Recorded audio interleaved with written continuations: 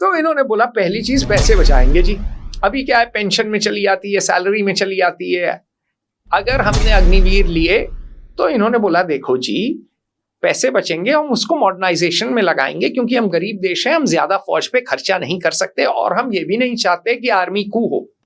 Army बहुत तगड़ी हो गई। अभी एक नेता ही आए हुए थे, वो क्या बोल रहे थे कि नहीं, हम अगर फौज को तगड़ी कर दी, हमने RAW को तगड़ी कर दी, तो हमारे यहाँ कू हो जाएगा, फिर मैं नेता जो है कैसे राज करूंगा। और ऐसा भी नहीं है कि भाजपा के नेता, उनका तो राज भी नहीं है, कांग्रेसी नेता है, आजकल ऑपोजिशन में है।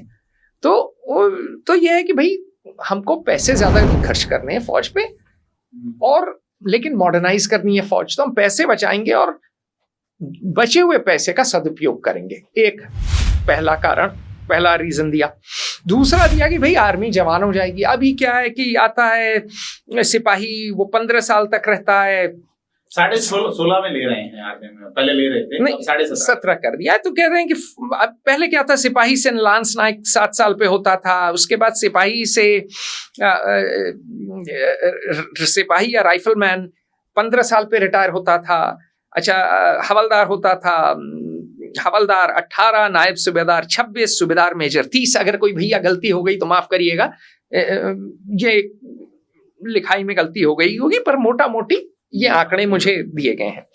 और लोगों ने कहा भाई time tested battle harden military है हमारी, अच्छा परफॉर्म की है, अच्छा काम करती है, गोली वोली चलती है, भागती नहीं है, कभी कहीं लूटती वूटती नहीं है, पिटाई भी हो जाती है कर्नल की तो फौज नहीं आती है पुलिस को पीटने आज के दिन। पहले तो एक जमाना था कि प्रताप सिंह कैरों के ही लड़के को उठा लिया था, पंजाब के जो इतने सशक्त मुख्यमंत्री थे। तो फौज हमारी काफी सद्व्यवहार करती है। तो सीधी बात यह है कि ये जो फौज है हमारी सदाचारी फौज, ये और यंग हो जाएगी।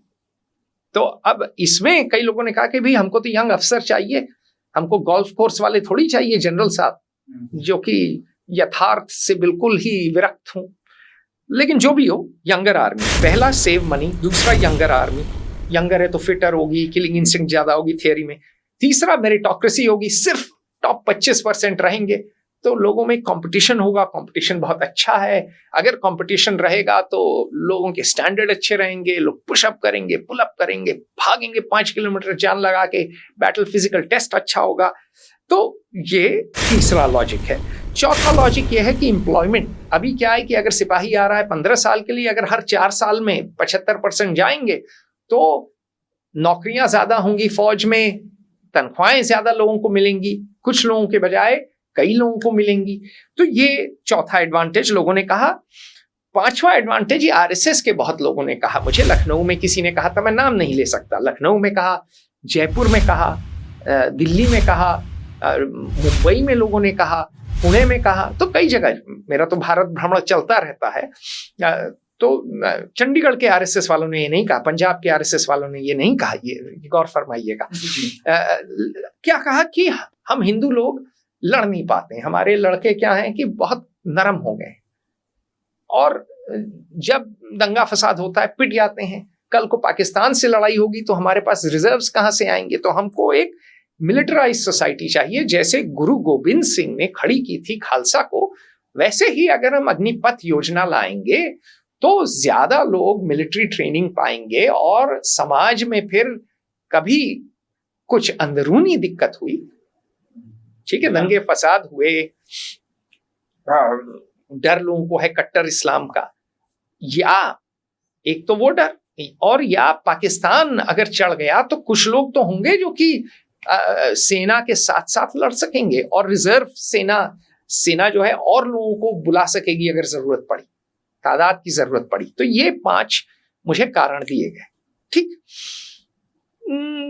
चलिए, अब ये हो गए, आपने कहा देश के लिए इन 5 कारणों से देश की प्रगति होगी, देश की सुरक्षा बेहतर होगी, देश सुदृढ़ संपन्न होगा, है ना।